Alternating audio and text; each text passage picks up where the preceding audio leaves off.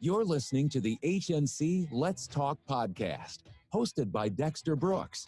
Thanks for tuning in to HNC Let's Talk podcast. We partner with subject matter experts to provide candid conversations on health and lifestyle. Here at HNC Let's Talk podcast, mental, physical, spiritual, financial, and health are all connected. This episode of HNC Let's Talk podcast is sponsored by HealthNet Co. Together, we make insurance simple.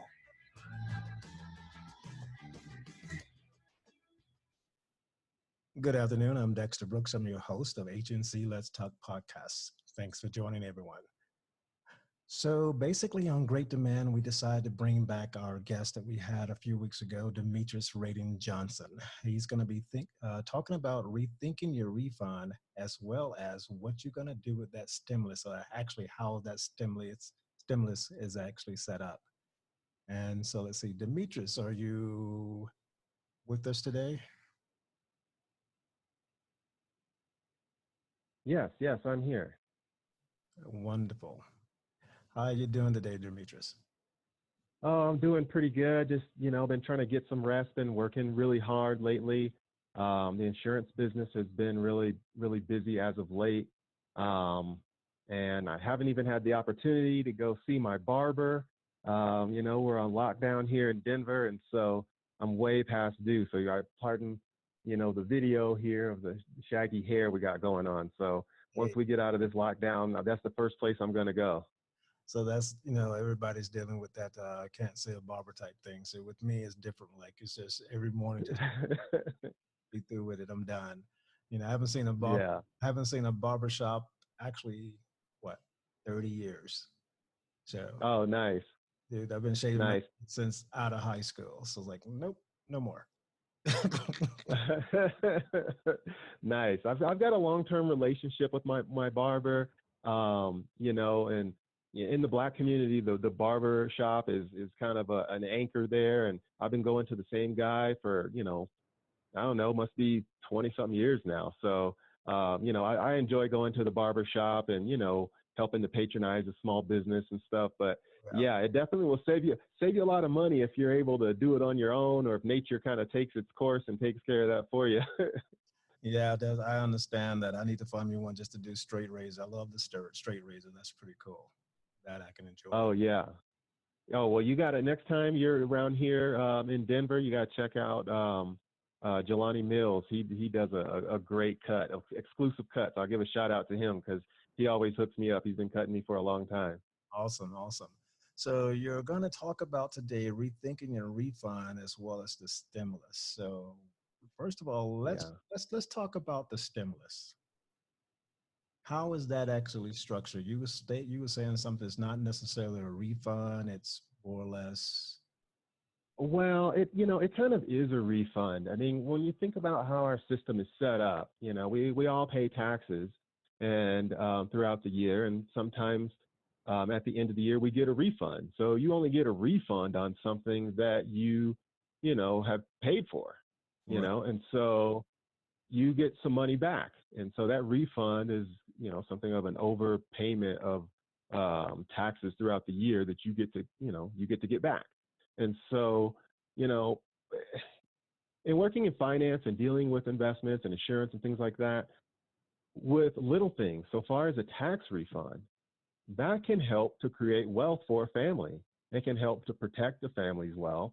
And, just depending on the proper placement of assets, people could leverage their tax refunds and put themselves in a better financial position. And so, that's some of the things that I wanted to talk about today, is just kind of rethinking that tax refund. I know growing up in lower middle class America, that people would budget for that tax refund. They would struggle all throughout the year, and they say, hey, we're waiting on that tax refund money. We're waiting on that money so we can get this or we can get that, or so we can get some stuff out of the pawn shop. I mean, that's how it was. Right. And so I remember those. That's just how it was. And so, I want people to, work with what they got. You don't have to make $500,000 a year. You don't even have to make $100,000 a year to create generational wealth. And so, let's, just talk about what we're doing with that tax refund money every year.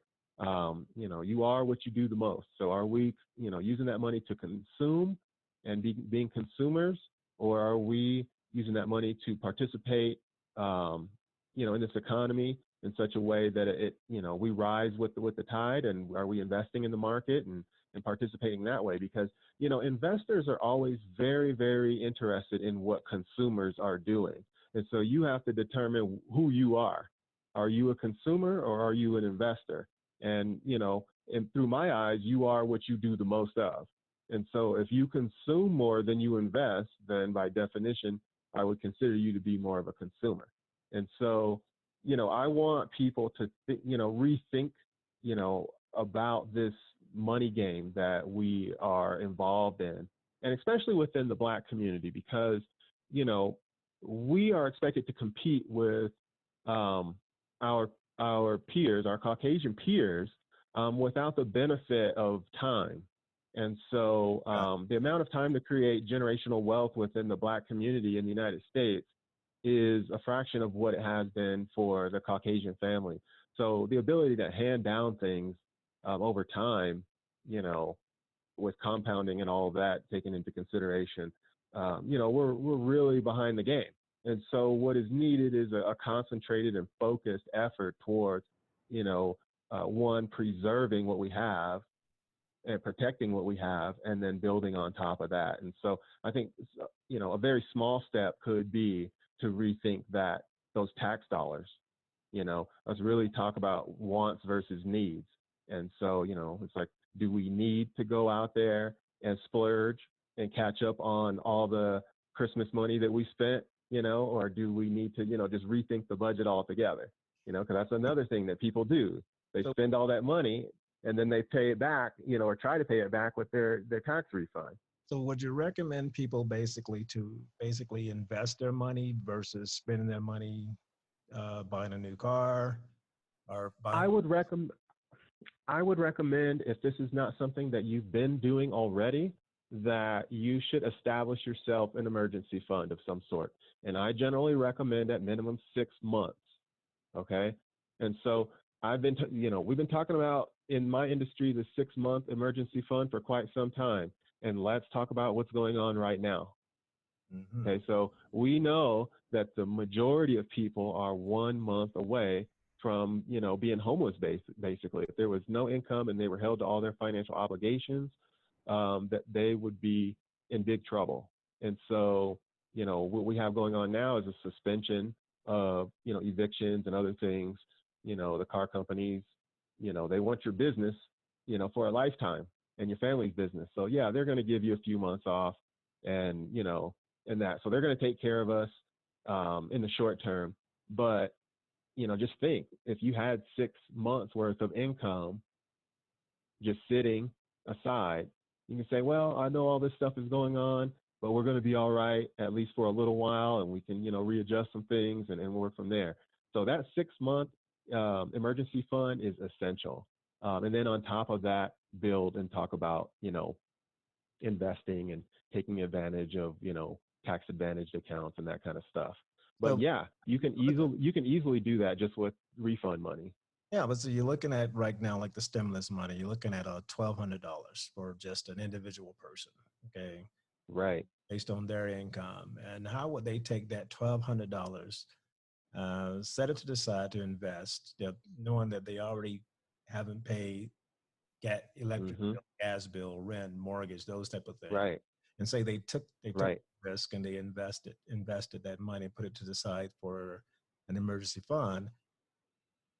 How do they go about contributing to that fund? How do they budget themselves to contribute to that fund so it grows? Well, that's a good question. And I do want to talk about something that you said. Instead of, paying the electric bill or, whatever, it doesn't necessarily have to be, when it comes to the stimulus money, that $1,200, yeah, things are still due. Your credit, to the best of my knowledge, if you get behind on your credit card bills, they're still going to report that, and it's going to have an adverse effect on you.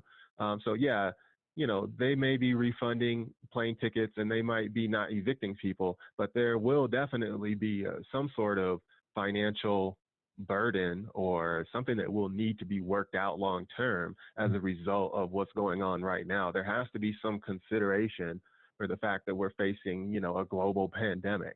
And so, I don't know what that's going to look like, but there's been things that I've seen recently where I guess Democrats are saying, hey, maybe $2,000 a month is what's necessary. It's kind of funny that we had a presidential candidate that was talking about giving some basic income, and then now we run into a situation where that's exactly what's needed. And so you have a candidate giving income, and all of a sudden we're in a situation now where it's needed for everyone. Yeah, I did see that story today for the first time where the Democrats did mention something about continuation of the stimulus with a $2,000 package until this all blows over. But I'm more than certain that's going to be shot down by the Republicans. If not, it's going to be a hard negotiation. My question is this: rather than give people money, why not make things less expensive?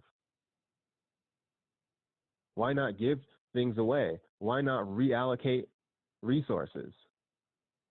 I mean, because there's more than enough hotel space and commercial real estate space to quarantine everybody.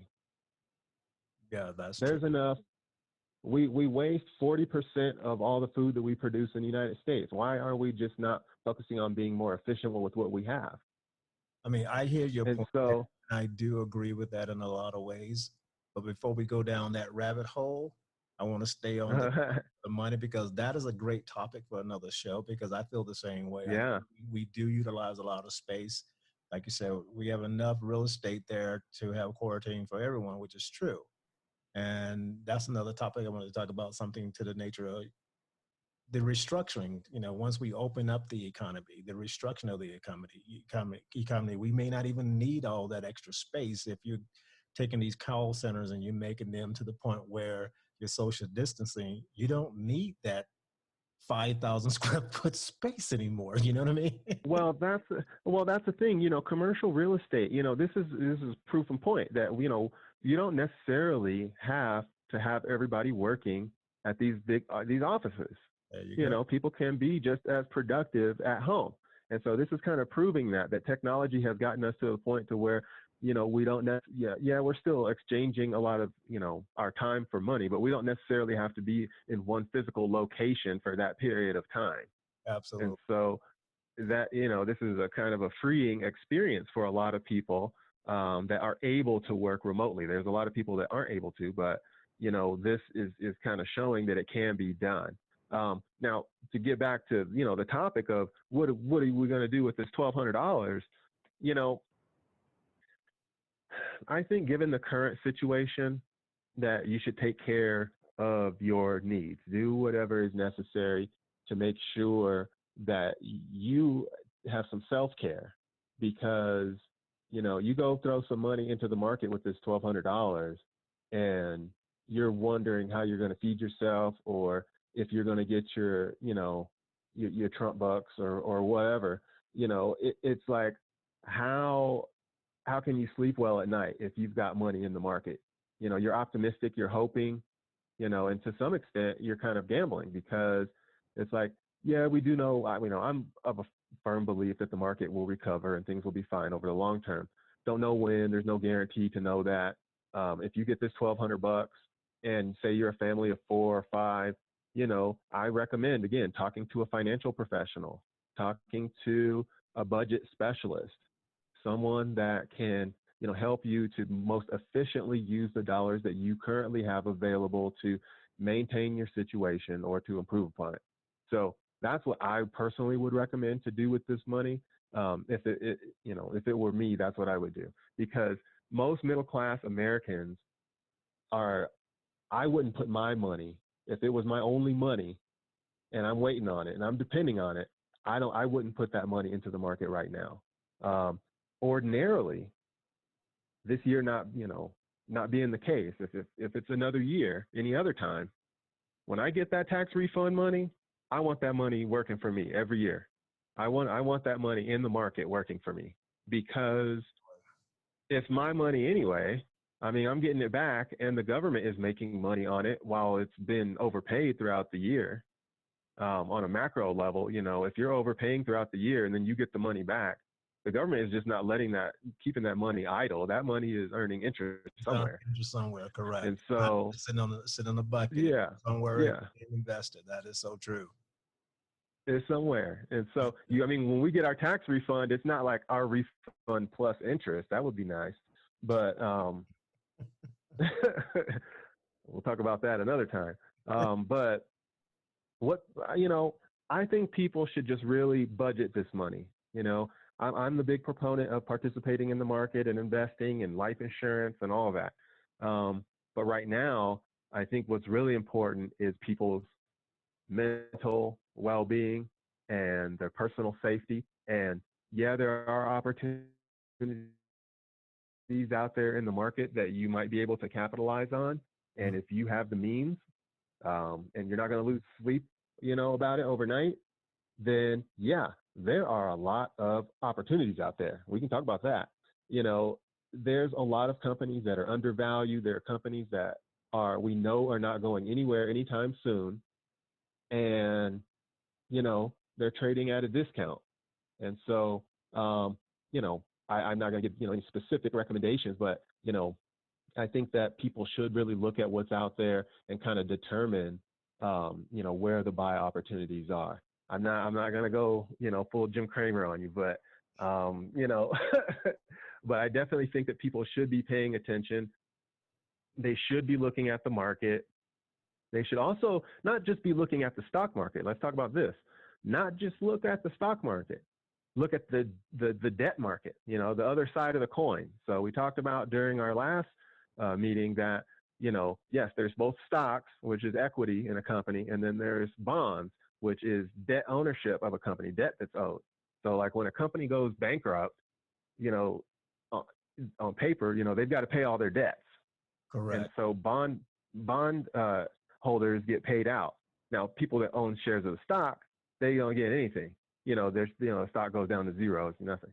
And so, but the bond holders have to get paid out. Things get liquidated, the assets get, liquidated, however all that works. And then, the bondholders get paid out because it's on their balance sheet. Tell you about another topic too. That'll be a great topic about that, because I don't think people realize that. They think about the stock, like you say, but they don't think about the other side of the coin. Oh yeah, that and the investing can happen on both sides. Investing can happen on the stock side. Investing can happen on the debt side. And so when you invest in debt, in the Black community, we're always used to being subject to the interest of debt.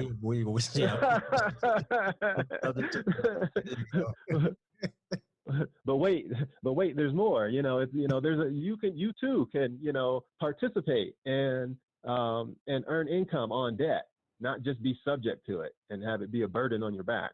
You can also gain interest, yield. When people use specific words like so capital appreciation is the difference in share price. So that's the share price going up and down. A dividend or yield or interest that's paid, those are debt words. Those are words. Those are interest that you pay. So like if I loan you $50, at 50%, that's the interest that's being charged on that debt that was that's been borrowed.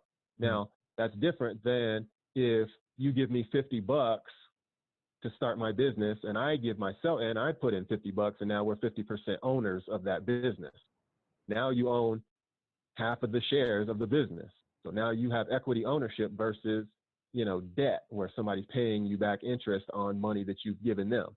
And so when you're talking about treasury bills and bonds and all that kind of stuff, those are all debt instrument investment vehicles, whereas purchasing stocks or exchange traded funds or mutual funds, those are considered, stock or equity investments. Absolutely. So, but yeah. So that's something that people should definitely know when they're talking about investment, because it's important. We was talking earlier about reopening the economy and people going back into the office and not having to go back to the office and this type of nature. Not the other day, I received the email from my insurance carrier for my auto insurance, and it was like, I give you back 10%. No, it's 15% of your premium because that's a traffic, so people not driving. Right. So That's I'm right. like, okay, I'm like, well, when you think about that, now if people really thought about this, if more people work from home, you have less traffic. That means that that auto insurance premium will drop. Oh, it will drop tremendously. It will drop quite a bit. And then not only that, because I've had conversations with people about, a 4-day work week or a 3-day work week, the economic or the ecological impact. That's 20% out of 5 days. If you worked 10-hour shifts at work, you're only going to work 4 days a week instead of 5. That's a 20% reduction in travel back and forth to work. So that saves the employee on gas. The employer gets the same number of hours, and the environment gets one less day of traffic. So, staying at home is helpful in a lot of different ways. Yeah, as we transition. It's such a big saving. That's an extra. Just think about it. That can be an extra $50 to $100 in a person's pocket a month. Because from home, they're not having to go to the office. Their insurance premium it's huge.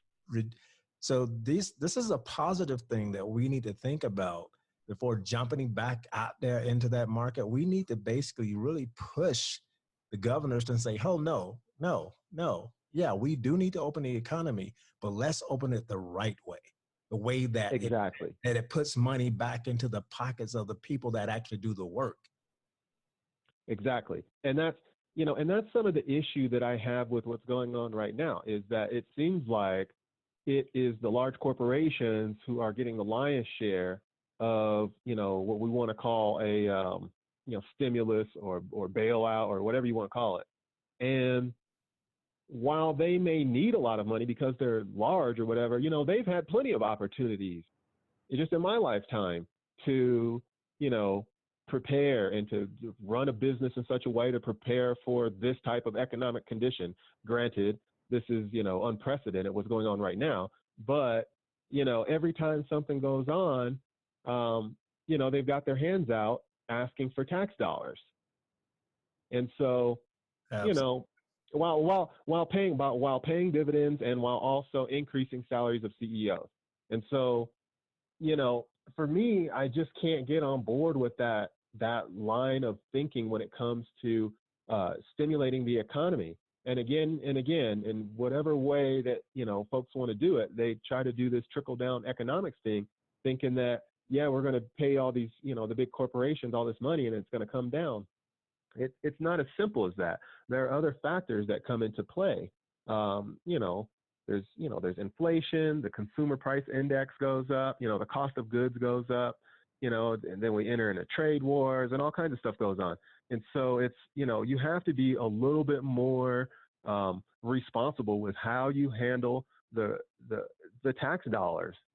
Why aren't politicians held to a fiduciary standard when it comes to the citizens' tax dollars? Like when as a life insurance person, or as, whenever I was securities licensed, or, I had my Series 65 in both capacities as a life insurance producer and as an investment advisor, I was held to a fiduciary standard. And so, I think that these, some of these politicians are custodians of our money, our tax dollars. So they should be held to some sort of standard. And, when you see them selling shares of stock right in advance of knowledge of, some big time news that's going to come out, insider trading. Insider trading. I mean, if you're gonna get Martha Stewart, man, you got to get these guys too. Yep, insider trading. That's right. That's absolutely insider trading. They're considered insiders of some sort. I would consider them to be some kind of insider. that may not be that that may not be politically correct to say, but yeah, I think that politicians, to some degree, should have some sort of fiduciary responsibility and should maybe be considered insiders of some sort. Because if you can affect policy and you know how things are going to go one way or the other, then yeah, you can pad your investment account. And so, Absolutely. I just think that an evaluation of our current system needs to be taken a look at just in general. Again, when talking to me, Dexter, I can get on my soapbox and today we want to talk about this $1,200 that people are getting, and to me the $1,200 is not that big of a deal. It's a nice to have. Whenever I talk to clients about, financial planning and retirement planning and all that, we don't even talk about Social Security.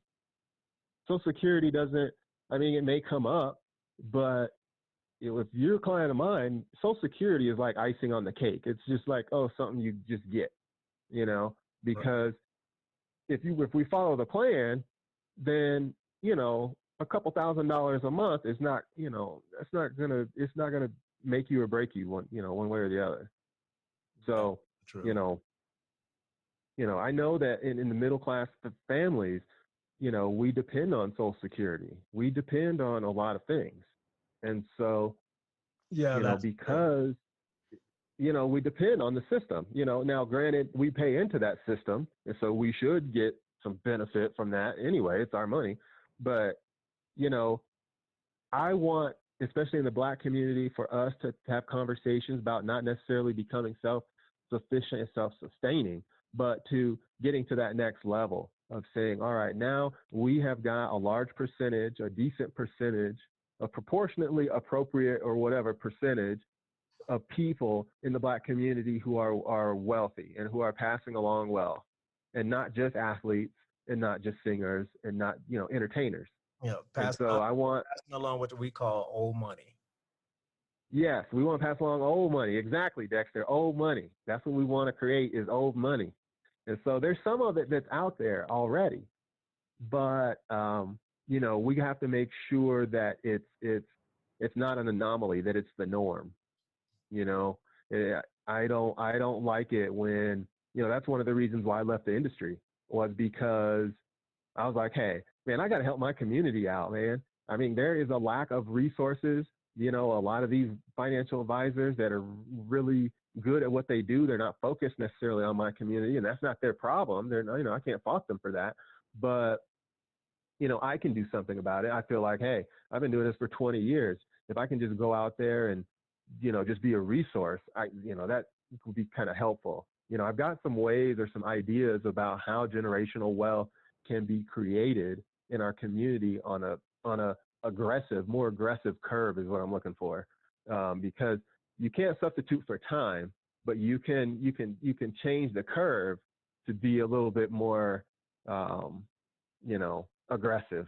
That's, I like that word. Absolutely.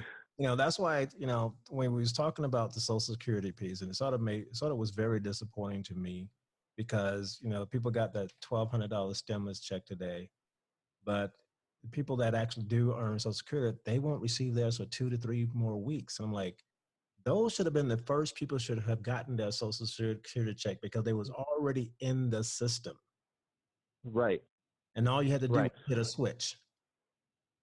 Well, I agree with you. That's how it should have been. But we have to consider that we are working in bizarro world, where everything is the exact opposite of the way that it should be. So there was no need to look for their bank accounts. There was no need for it, because all of that is already automatically there. They should have been the first ones receiving their check before anybody else received theirs automatically. So I totally agree. I'm like, what? That doesn't make any sense to me. Yeah, it doesn't make any sense to me either. I don't know why. I think maybe it was because they wanted to make sure that Donald Trump's signature was on those checks. That's what I've heard as of late. Yeah, that's what I hear was going to happen too. And the sad thing about it, most people probably would just take a picture of it and just, go ahead and just Don't even look at the signature. Just take a picture of the electronic deposit and be through with it. Use And the be done with smartphone. it. Yeah, use the smartphone. Don't even sign it. Just use the smart. This is my thing. I wouldn't even sign. I would use a smartphone and just go through it, be through with it. And I'm Yeah. thankful that I can do. Mine was electronically deposited, and I have to worry about that, the check piece. But because I really don't want to see his name on a check. Well, that was my thing. That's why I was like, well, I don't even know if I want this check, because if I have to get a physical check, then I don't even want to have to go to the bank with his with his name on the check. I mean, and I know Trump defenders always say people hate Trump, and I'll be honest, I don't hate Trump because I don't know him. Right. So why I can't hate a person I don't know. You can only hate someone when you exactly. know them. Do I agree with his policies? No. Do I agree with all his policies? No. Do I agree with his attitude? No. Do I agree with the fact that he locked kids up in cages? No. Do I agree with it? He called people, neighborhoods trash and racist? No. So those are the I don't agree with, but so why do I want his check? No, thank you. I'm sorry. And I don't look at it as being his check. Why should he sign it? The way I look at it, like I tell everybody, it's your money. You earned it. It's your money. It has always been your money. You earned it. Exactly. And that which brings us to the other part of this conversation is, where does this money come from? This is not a handout. This is not Donald Trump is not writing you a check out of his checkbook. This is not his salary that he's been donating, or whatever. This is not, his name. He had to make a special case to have his name on this check because it's just normally not done. And so he did it for one of two reasons. So, one, because out of ego. Election year. Election year. Get your Donald Trump check. He's like, don't you forget who gave you this money. And so, and I think that was, I watched the comic books or comic book movies and stuff like that. And there was Batman and, the Joker, in the old Batman movies, the very first series, he's, going up and down the street in a parade and he's like throwing out money, and he's the bad guy. And he's like, that's how you get people to love you is just give them money. And so this is kind of what that feels like a little bit.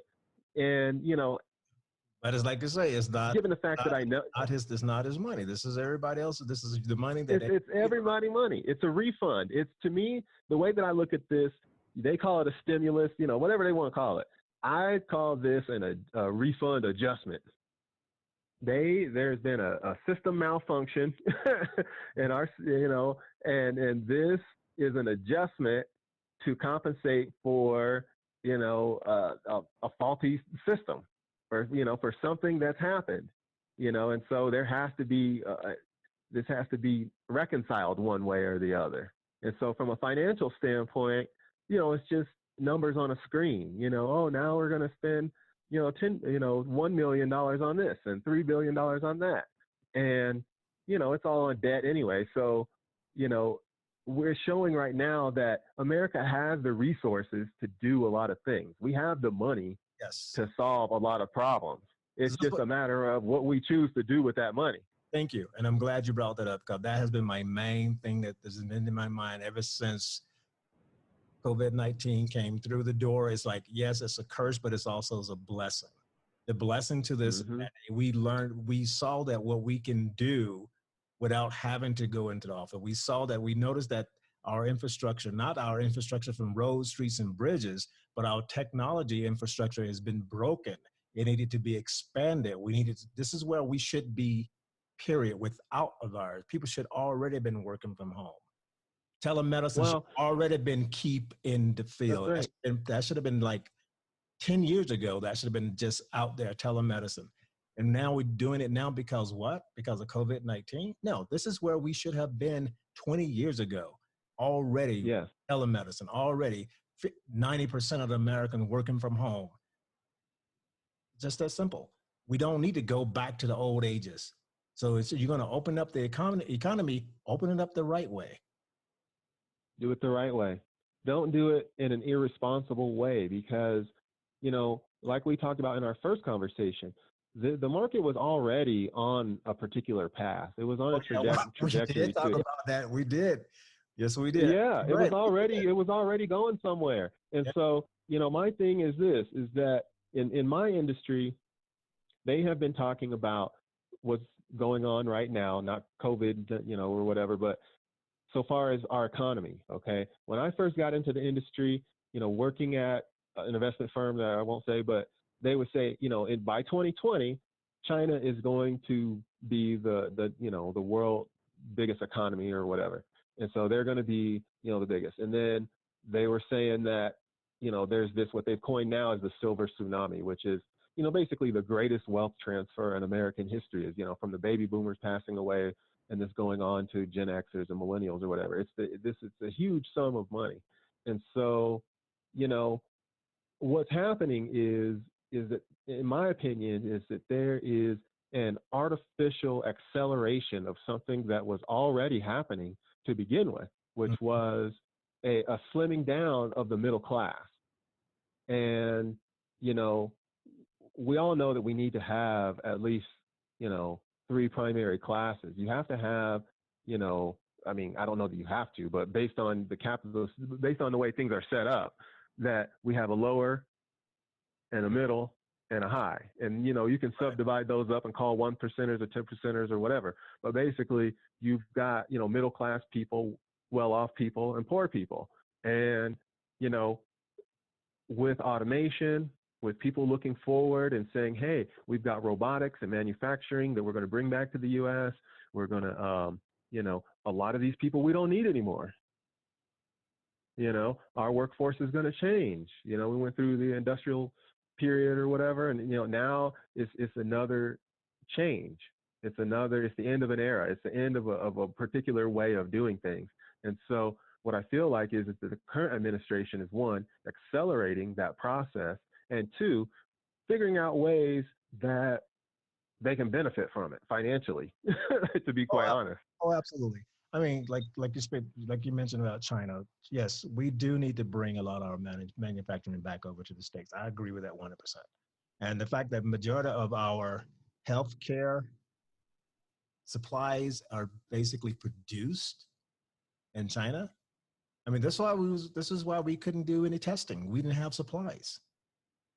Well, but there's a right way to do it, and just like you were saying before, you can't do it haphazardly, and I feel like our president has had something against China for quite some time, and so he always feels like that they're taking advantage of us one way or the other, But whatever that. I disagree with him saying they're taking advantage of us, because if that was the case, when he got into office, all the patents that Ivanka Trump received once he got into office, why have those patents? You thinking they taking advantage of us? Why did you go and file for those patents? Oh, I don't know anything about that. Oh, you didn't know that? No. Yeah, I mean, she's got buku of patents in China. As soon as he got into office, they approved every single. Oh, yeah.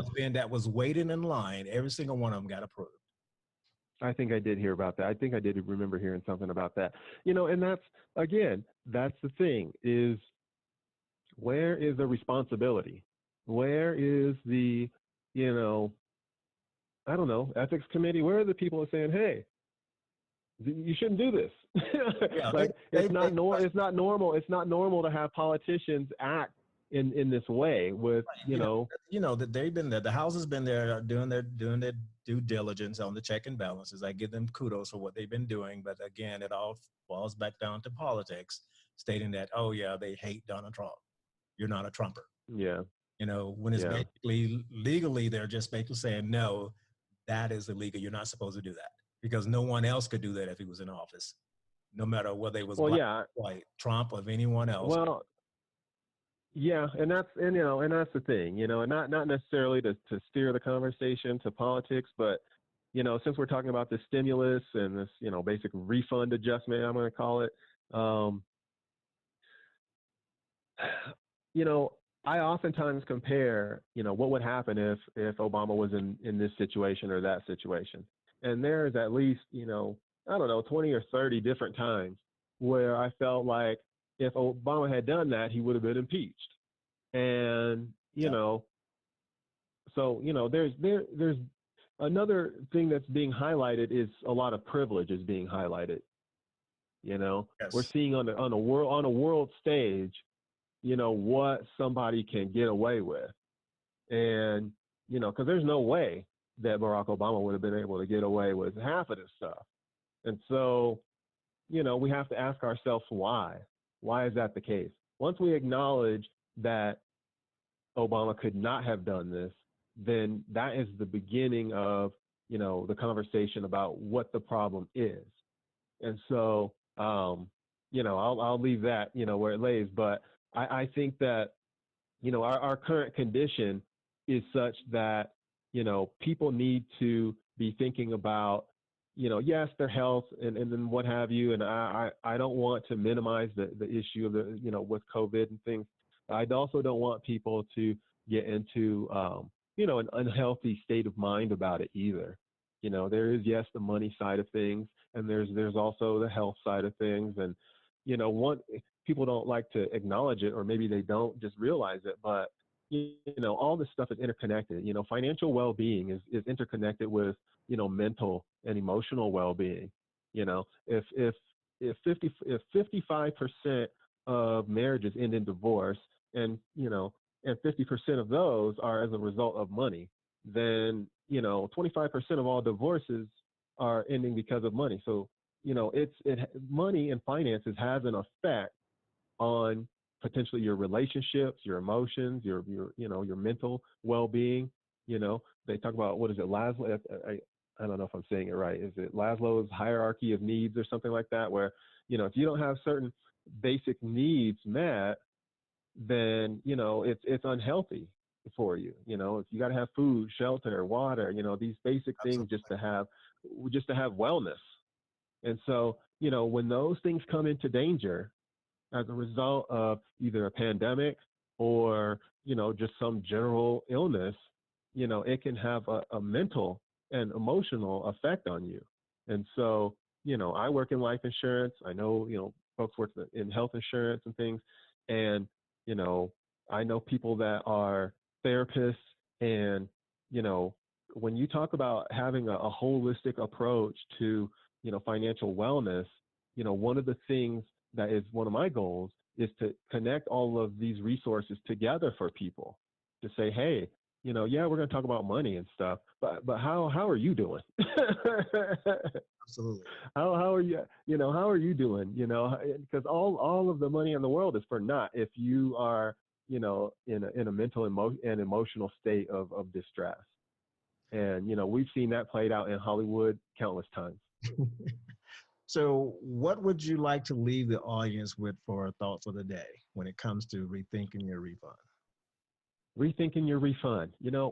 One, I want people to realize that this is not a check that the government is just giving you. This is your money being returned back to you. And I want people to think about what they're going to do with that money. Are they including this as part of their annual budget, or are they using it to improve their financial situation? Okay. If you budget properly for 12 months, at minimum, then your refund should be icing. It should be extra money. And so with that extra money, you got 2 or 3 kids and you filing head of household and all stuff, you're getting a couple $1,000s a year. You can max out your Roth IRA with that, with your tax refund. And that's doing better than most people. So, I want people to think about that and to be opportunistic, to think about what's going on in the market now, and whether, think about number 1 rule of investing: buy low and sell high, and think about where we are and then make some decisions. Absolutely. All right, Demetrius, I definitely want to thank you for joining us again today on the HNC Let's Talk podcast. We do need to bring you back because we got a lot to catch up on. Just this coming day show that we got a lot of things to cover here,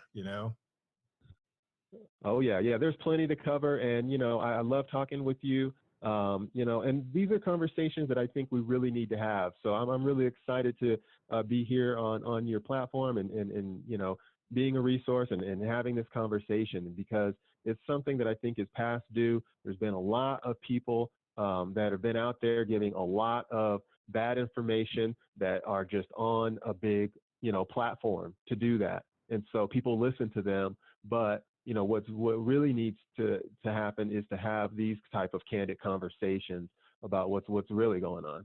And so I appreciate you for that. You're very welcome. Again, Demetrius, thanks so much for joining HNC Let's Talk podcast. And until next time, and hopefully that'll be very, very soon, have a great day and be well, as they say.